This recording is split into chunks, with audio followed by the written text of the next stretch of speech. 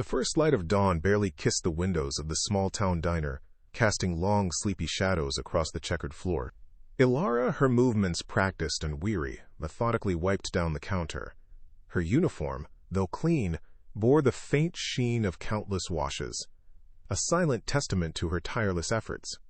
Her gaze drifted to a stack of unopened envelopes tucked beneath the register. Overdue bills, a constant, nagging ache in her chest. She pulled out her phone, fingers hovering over a text message. "Leo, did you remember your medicine? I'll pick up the extra shift." The reply was quick, a simple, "Yes, sis. Don't worry." But Elara did worry. For Leo, her younger brother, she would move mountains. In this harsh world where money was scarce, she knew one truth deep in her bones. Kindness, though it paid no bills, was the only true currency she possessed. It was all she had to give. As the sun climbed higher, painting the diner in warmer hues, the morning rush began to stir. A few scattered customers trickled in, their voices murmuring like a gentle stream. Then, the bell above the door chimed, announcing a new arrival. He was a man of indeterminate age, dressed in simple, worn clothes, carrying a travel-stained bag that looked as if it had seen many roads. His eyes, though sharp, held a deep, unshakable weariness. Elara watched him from across the room as he settled into a booth, picking up the menu. She saw his gaze linger on the prices, a flicker of hesitation crossing his face before he quickly looked away. A familiar pang struck Elara's heart. He looks hungry and tired, and alone. Her eyes instinctively darted to the small, laminated sign near the kitchen door. "No free food. Management strictly enforces." A battle waged within her, the stark rules of her job against the insistent whisper of her compassionate heart. The diner's manager, Mr. Sterling, was a man of policies, not people. Risking her job for a stranger felt foolish, yet the thought of letting him leave hungry felt far worse. The internal struggle was brief, but intense. Elara's heart, as always, won. With a quiet resolve, she moved towards the kitchen, bypassing the order pad. A few minutes later, she approached the weary man's table. A steaming bowl of homemade chicken noodle soup and a generous slice of crusty bread balanced carefully on her tray. The aroma wafted gently, a promise of warmth and comfort. "Here you go, sir," she said softly, placing the bowl before him. His eyes, wide with surprise, met hers. "But I didn't order this," he murmured, a faint frown creasing his brow. Elara offered a gentle, reassuring smile. "It's on the house today. Just a little something to warm you up. Don't you worry about payment." The man, Mr. Thorne, felt a jolt. He had expected indifference, perhaps even suspicion, but certainly not such unbidden generosity. He watched Elara walk away, her movements graceful despite her tired posture, a new, intrigued perspective dawning within him. His skepticism about the world, and perhaps even his own business, began to subtly waver. Throughout the bustling morning shift, Elara's inherent kindness shone like a steady beacon. Mr. Thorne, now quietly enjoying his unexpected meal, observed her every interaction.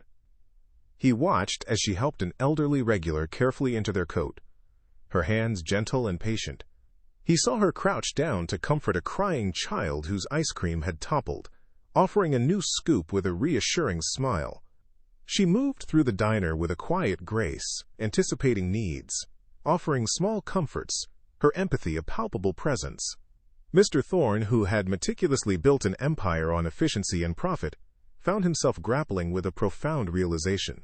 His manager, Mr. Sterling, prided himself on adhering to every rule, on maximizing every penny. Yet Elara's small, unpaid acts of compassion seemed to generate a far richer currency: loyalty, warmth, and a sense of community that money could never buy. The afternoon brought with it a shift in atmosphere, a tightening of the air. Just as the lunch rush began to wind down, the diner door swung open with a sharp, almost aggressive push. Mr. Sterling entered, a man whose very presence radiated rigid authority. His eyes, sharp and critical, immediately scanned the room, finding fault before he even spoke. He wasted no time, launching into a terse lecture for another staff member about a misplaced napkin dispenser, his voice clipped and devoid of warmth. Then, his gaze, like a predator's, landed on Elara. He strode directly to her, his face a mask of displeasure. "Elara, sales reports show a dip this week. Are you truly focused? We have targets to meet, expenses to cover." His voice was a low, controlled growl, laced with thinly veiled threat. As he spoke, his eyes swept over the tables, and then, with a jolt, they stopped. His gaze fixed on the empty soup bowl still before Mr. Thorne, a bowl he instantly recognized as not having been on any order. The blood drained from Elara's face. Mr. Sterling's face contorted with a furious indignation that seemed to suck all the air from the diner. His voice, now sharp and accusatory, cut through the quiet hum of conversations. "Elara, what is this? This soup was not ordered. You gave away company property. This is stealing, plain and simple."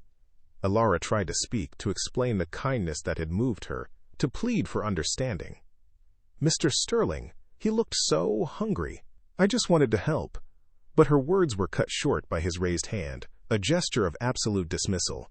"I don't care about your feelings, Elara. This diner operates on rules, on profit, not charity. You're a liability. You're fired. Get out." The words, harsh and public, hung in the air, a devastating blow. Elara's eyes welled with tears, her heart shattering into 1,000 pieces. Humiliation burned her cheeks as she stumbled backward, gathering her apron. She cast one last, desperate glance around the silent, staring faces of the customers, then turned and fled, the diner door clanging shut behind her.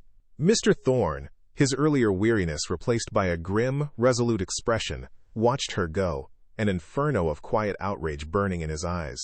That night, Elara's small apartment felt cavernous and cold. The dim light from a single lamp did little to chase away the shadows that mirrored the despair in her heart. She sat on the worn couch, staring blankly at the stack of bills on her coffee table, now an insurmountable mountain. Beside them lay a framed photo of Leo, his bright, innocent smile, a cruel contrast to her current misery. Though, was I foolish? Was kindness truly a weakness in this world? Guilt gnawed at her, a bitter taste in her mouth. She had meant to help, and instead, she had jeopardized everything for Leo. She picked up her phone, typing a brief, melancholic text to her brother. "Hey, rough day at the diner. I won't be in tomorrow." She omitted the truth, unable to bear the thought of adding her burden to his. The fear for their future, raw and suffocating, wrapped around her, making it hard to breathe. The next morning, the diner was abuzz with its usual early crowd, a murmur of conversations and clinking cutlery. But a sudden hush fell over the room as the door opened. In walked the weary man from yesterday, but he was transformed. Gone were the worn clothes and the travel-stained bag. In their place he wore a impeccably tailored suit, exuding an undeniable aura of power and authority. His stride was confident, his gaze piercing. Gasps rippled through the staff and customers as recognition dawned. It was Mr. Thorne, the owner, a man rarely seen but whose presence commanded immediate respect. Mr. Sterling, who had been barking orders at a young busboy, saw him, and his face, usually flushed with indignation, drained of all color. He watched, stunned, as Mr. Thorne's eyes, cold and assessing, settled on him. The air crackled with unspoken tension. Mr. Thorne surveyed the silent, expectant faces of his staff and customers. His voice, when he spoke, was resonant and firm, carrying an undeniable weight.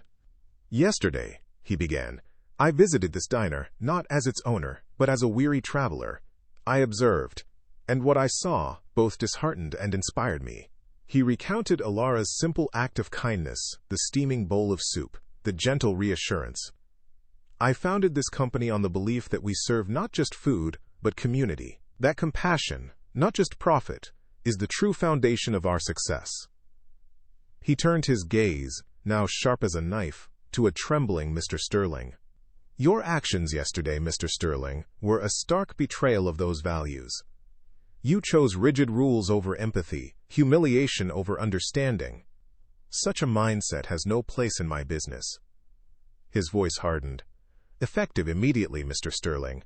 Your employment here is terminated." The diner erupted in gasps, quickly followed by murmurs of agreement and a palpable sense of vindication. With Mr. Sterling's swift, ignominious exit, a collective sigh of relief seemed to sweep through the diner. Mr. Thorne then turned back to the remaining staff, a faint, proud smile touching his lips. "But my announcements are not yet complete." He paused, letting the anticipation build. "There is one employee whose actions reminded me of the true heart of this establishment. An employee who, despite personal hardship, chose kindness above all else." He looked out at the faces, now alight with hope. "I am proud to announce that Elara, effective today, is promoted to senior manager. Her role will be to ensure that every decision we make, every interaction we have, is rooted in the same compassion she showed me." The diner erupted, this time in a heartfelt standing ovation. Customers wiped away tears, staff members cheered, and a wave of pure, unadulterated joy filled the air. Elara, though absent, was vindicated, her integrity celebrated, her kindness elevated. The news reached Elara like a warm, unexpected embrace, lifting her from the depths of despair. When she returned to the diner, it was not as a shamed, unemployed waitress, but as a symbol of hope and resilience, her head held high. Her first call was to Leo, sharing the incredible news. His voice, thick with emotion, cracked as he cried tears of pure joy and relief. The financial burden that had shadowed their lives finally beginning to lift. Word of Elara's story spread like wildfire, far beyond the town limits. Customers, deeply moved by her compassion and the subsequent justice, traveled for miles just to meet her, to shake her hand, to thank her for reminding them that kindness was not a weakness, but a profound strength. The diner, once just a place to eat, transformed into a beacon, a testament to the power of a single, selfless act. Elara's life, though it would always hold its share of challenges, was now guided by an unwavering certainty. Kindness possessed an undeniable transformative power. Her story became an enduring legacy, whispered among regulars, a quiet echo in every steaming bowl of soup served, inspiring countless others to look beyond the surface and offer a helping hand. The diner thrived, known not just for its comforting food, but for its expansive heart, a living, breathing testament to Elara's unwavering values. It stood as a beacon in the community, proving that empathy, when championed, could build something far more substantial and lasting than mere profit. And Elara, the woman who had once thought kindness was her only currency, realized it was, in fact, the most valuable treasure of all.